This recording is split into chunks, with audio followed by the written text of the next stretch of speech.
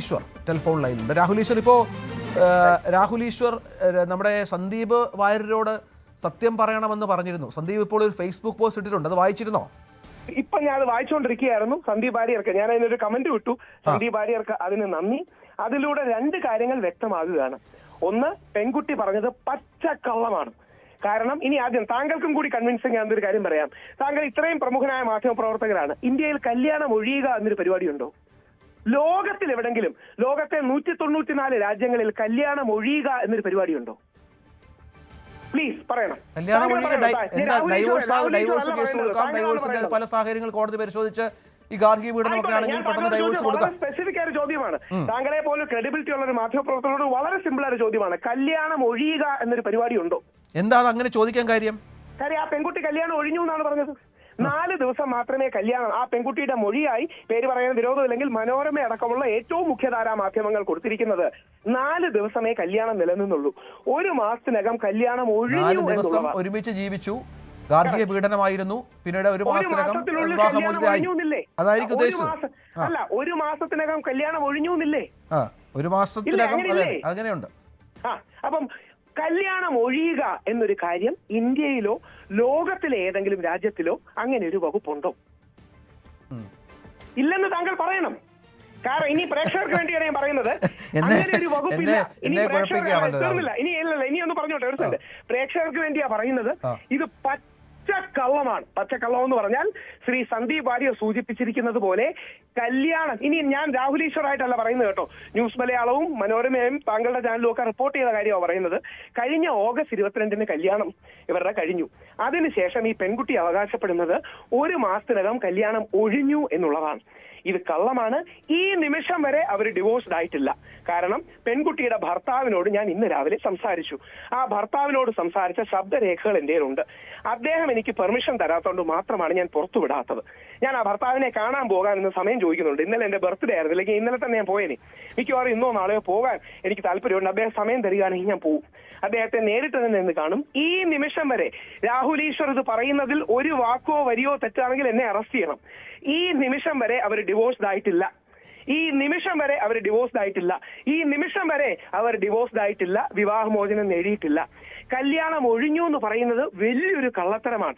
കാരണം സാധാരണക്കാരെ പറ്റിക്കാൻ ഒഴിഞ്ഞു എന്ന വാക്ക് കേൾക്കുമ്പോൾ സാധാരണക്കാർ വിചാരിക്കും വിവാഹമോചനമൊക്കെ അങ്ങ് നടന്നു എന്ന്, ഡിവോഴ്സ് നടന്നു എന്ന്. പക്ഷേ നാളെ കോടതി ചോദിക്കുകയാണെങ്കിൽ ഒഴിഞ്ഞു എന്നാണ് ഞാൻ പറഞ്ഞത്, വിവാഹമോചനം നടന്നില്ലെന്ന് പറയാം. ഒരു മാസം ശേഷം സെപ്പറേറ്റ് ആയി ജീവിച്ചതാണെങ്കിലോ? അങ്ങനെയല്ലല്ലോ ആ സ്ത്രീ പറഞ്ഞത്. ഒഴിഞ്ഞു എന്നല്ലേ പറഞ്ഞത്. അങ്ങനെയാണെങ്കിലോ അവരാരോട് പറഞ്ഞതാണ്? മനോരമ അടക്കമുള്ള എല്ലാ മുഖ്യധാരാ ചാനലുകളിലും അവർ മൊഴി നൽകിയതായി മാധ്യമങ്ങൾ വാർത്ത കൊടുത്തതാണ്. മൊഴി നൽകിയ മാധ്യമങ്ങളിലുള്ള വാർത്ത വെച്ചല്ലേ നമുക്ക് സംസാരിക്കാൻ പറ്റൂ. നമുക്ക് വേറെ പറ്റില്ലല്ലോ. അതിന്റെ സത്യാവസ്ഥ നമ്മൾ പരിശോധിക്കണം. ഒരുപക്ഷെ പെൺകുട്ടി പറഞ്ഞത് 4 ദിവസം ഒരുമിച്ച് കഴിഞ്ഞു, അതിനുശേഷം 1 മാസം പൂർണ്ണമായും സെപ്പറേറ്റ് ആയി എന്നായിരിക്കാം, ഒരുമിച്ച് താമസിക്കുന്നില്ല എന്നായിരിക്കാം. മനസ്സിലായി? അല്ല, ഒരു സെക്കൻഡ്. ഇനിയും സന്ദീപ് വാര്യരുടെ വാക്കുകളും കൂടെ ഞാൻ എടുക്കുകയാണ്. ദയവായി സന്ദീപ് വാര്യരെയും കൂടെ വിളിക്കണം. സന്ധ്യ വിളിച്ചു, സന്ധ്യ സംസാരിച്ചു. ക്ഷമിക്ക്, ഞാൻ കേട്ടില്ല കേട്ടോ. മാസങ്ങളോളം അവർ തിരുവനന്തപുരത്ത് ഒരുമിച്ചുണ്ടായിരുന്നു. ഇത് സത്യമാണ്, ഇതെനിക്ക് അറിയാവുന്നതുമാണ്. അവർ ഇപ്പോഴും വിവാഹമോചിതരല്ല, ഗുരുവായൂരിൽ വെച്ച് താലി കെട്ടിയതാണ്. സന്ദീപിന്റെ അടക്കമുള്ള അവരുടെ മാരേജ് പിക്ചേഴ്സ് എൻ്റെ കയ്യിലുണ്ട്. അത് ഞാൻ വെളിയിൽ വിടാത്തതിന്റെ കാരണം നമ്മുടെ നിയമം സമ്മതിക്കുന്നില്ല. അത് ശരിയല്ല. കാരണം ഇനി ആ പയ്യന്റെ പ്രിവസിയും കൂടെ അത് ബാധിക്കും.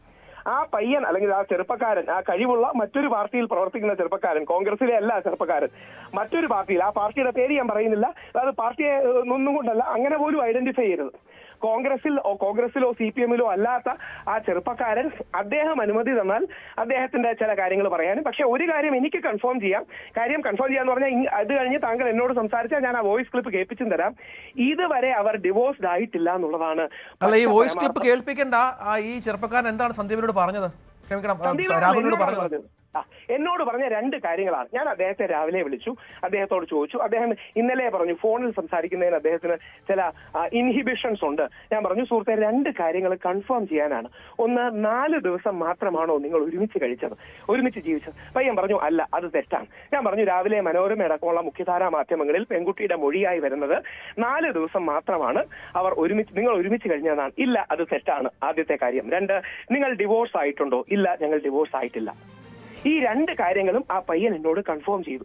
ഇത് യഥാർത്ഥത്തിൽ എന്തിനു ചെയ്തു എന്ന് കൂടെ പറയുമ്പോൾ വ്യക്തമാവും. എന്തിനു ചെയ്തു എന്ന് പറഞ്ഞാൽ, ഇവർ മിനിഞ്ഞാന്ന് വലിയ രീതിയിൽ രാഹുൽ മാങ്കൂട്ടത്തിനെതിരെ മുഖ്യമന്ത്രിക്ക് മുമ്പിൽ ഈ പെൺകുട്ടിയെ കൊണ്ടുവരികയും ഒരു വലിയ ആയുധം രാഹുലിനെതിരെ കിട്ടിയതുപോലെ ആക്രമിക്കുകയും ചെയ്തു. അപ്പൊ ഞാൻ താങ്കളുടെ അടക്കമുള്ള TV ചാനലുകളിൽ വന്ന് വളരെ സത്യസന്ധമായിട്ട് പറഞ്ഞു, ഈ പെൺകുട്ടി മാരീഡ് ആണ് എന്നുള്ളത്, ഈ പെൺകുട്ടി വിവാഹിതയാണ് എന്നുള്ള വാർത്ത വെളിയിൽ വന്നപ്പോ ഇവരുടെ ആയുധത്തിന്റെ മുനയൊടിഞ്ഞു പോയി. ആ മുനയൊടിഞ്ഞതിന്റെ ഭാഗമായിട്ടാണ് ഇവർ വീണ്ടും അവൾ അങ്ങനെ കല്യാണം കഴിച്ചതുപോലെയാണ്. ഇനി വേറൊരു വാദഗതിയുണ്ട്, ഈ ദിവസങ്ങളിൽ വരും, ഞങ്ങൾ രജിസ്റ്റർ ചെയ്തില്ലല്ലോ എന്ന്. യഥാർത്ഥത്തിൽ ഇപ്പം തട്ടിപ്പ് കല്യാണം നടത്തിയാണോ ഈ ഞങ്ങൾ രജിസ്റ്റർ ചെയ്തില്ലല്ലോ എന്നൊക്കെയുള്ള വാദങ്ങൾ വരും. ഇതിൽ നിന്ന് തന്നെ സാധാരണ ജനങ്ങൾ മനസ്സിലാക്കണം എത്ര വലിയൊരു ഗൂഢാലോചനയാണിതെന്ന്. അതായത് എന്നാലും ഈ പെൺകുട്ടിയുടെ പിറകിൽ ഒരുപാട് ആൾക്കാരുണ്ടല്ലോ, എത്ര ആലോചിച്ചാണ് ഒഴിഞ്ഞു എന്ന വാക്ക് ഇതിലേക്ക് കൊണ്ടുവന്നത്.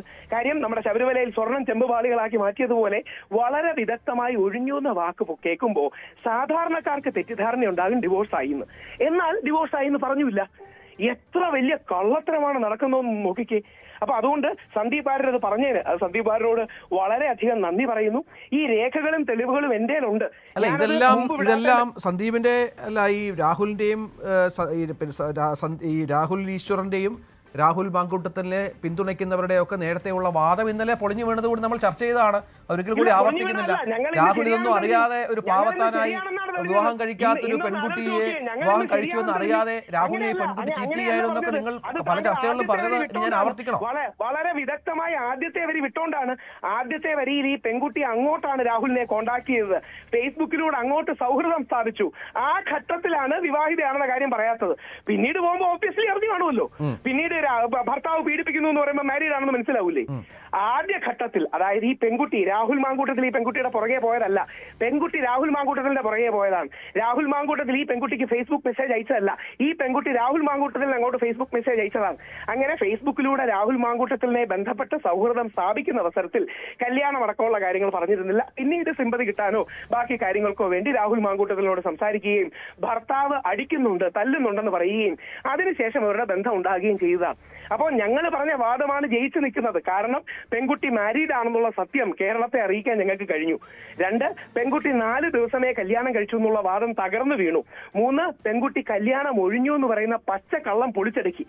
പെൺകുട്ടി ഡിവോഴ്സ്ഡ് അല്ല. ഈ നിമിഷം വരെ ആ പെൺകുട്ടി ഡിവോഴ്സ്ഡ് അല്ല. ഇനി 2, ഒരു കാര്യം കൂടെ പറയാം. ഇതും ഐഡന്റിറ്റി റിവീൽ ചെയ്യാതെ പറയാം. രാഹുൽ മാങ്കൂട്ടത്തിൽ ബെയിൽ ആപ്ലിക്കേഷൻ കൊടുത്തിരിക്കുന്ന പോലെ താങ്കളും വായിച്ചു കാണും. ആ പെൺകുട്ടി വർക്ക് ചെയ്തിരുന്ന ചാനൽ രാഹുൽ മാങ്കൂട്ടത്തിനെതിരെ പരാതി കൊടുത്താൽ മാത്രമേ നിനക്ക് ഈ ചാനലിൽ വർക്ക് ചെയ്യാൻ കഴിയൂ എന്ന് ആ പെൺകുട്ടിയോട് പറഞ്ഞതിന്റെ ഓഡിയോ ക്ലിപ്പുകൾ രാഹുൽ മാങ്കൂട്ടത്തിൽ അതൊക്കെ പുറത്തു വരട്ടെ. അതൊക്കെ രാഹുലിന്റെ ജാമ്യാപേക്ഷയിലെ വാദങ്ങൾ മാത്രമാണ്. അതൊക്കെ പുറത്തു വരുമ്പോൾ നമുക്ക് അതിന് സത്യാവസ്ഥ അറിയാം. ഏതായാലും പൂർണ്ണമായും രാഹുലിന്റെ ഭാഗത്ത് നിങ്ങൾ ഇത്ര ന്യായം കാണുന്നത് എന്തെന്ന് മനസ്സിലാകുന്നില്ല. ഏതായാലും ഈ രജിസ്റ്റർ ചെയ്താണോ എന്നുള്ള കാര്യങ്ങളൊക്കെ രേഖകൾ പരിശോധിച്ചാൽ മനസ്സിലാകും. അതൊക്കെ നിയമ വഴിയിലാണ്, നിയമപരമായി തന്നെ മുന്നോട്ട് പോകുന്നത്. നന്ദി ശ്രീ രാഹുൽ ഈശ്വർ.